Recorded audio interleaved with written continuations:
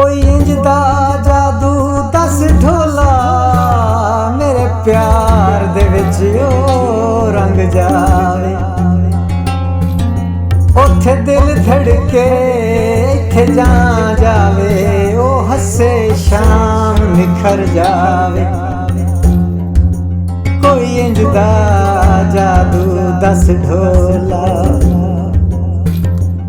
ओ शाम कहे दिन ढल जावे, ओदी अख विच सागर डुब जावे। कोई इंज दा जादू दस ढोला मेरी जात तू दूरी भुल जावे, ओह तितली वांगू रंग जावे। कोई ऐसा सजदा हो जावे, मैं हथ चावा रब मन जावे। कोई इंज दा जादू दस ढोला।